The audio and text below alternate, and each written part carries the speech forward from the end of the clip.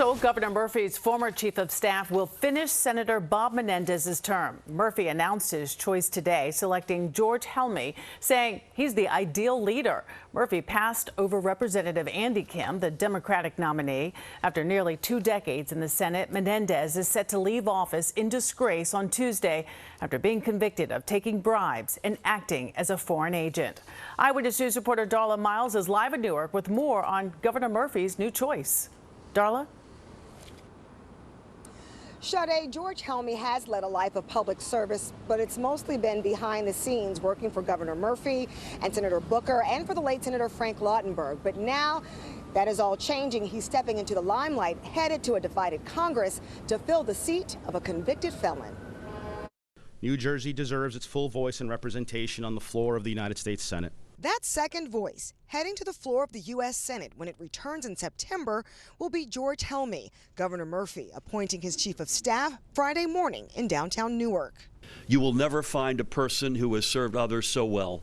Not only those of us in elected office for whom he has served as a trusted aide, but also the people of New Jersey. Relying on my familiarity with the Senate and my deep knowledge of the issues facing this state, I will stand as our second crucial voice in the Democratic caucus under Majority Leader Chuck Schumer. The appointment of Helmy will maintain the ultra-slim Democratic majority in the Senate, with legislation on immigration and funding for the wars in Ukraine and Gaza almost certain to be the center of debate between the left and the right this fall.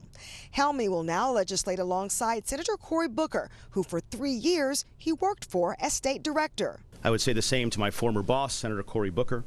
Serving as his state director prepared me beyond words for the challenges and opportunities facing the state. We had asked that Governor Murphy follow New Jersey tradition and appoint a caretaker and not a candidate in this instance. Helmy is considered a caretaker, only holding the seat until after the November election, when the race between U.S. Representative Andy Kim and Republican candidate Curtis Bashaw is decided by voters. I just think he's made a really great decision, both in George and in the decision to appoint someone who's not running for office. And late Friday, Bob Menendez deciding to drop his bid as an independent candidate for the seat he held for nearly 20 years, but vacated last month after being convicted on federal corruption charges. If nothing else, in my short time in office, I hope to begin to restore a small measure of faith and belief in the honor of public service.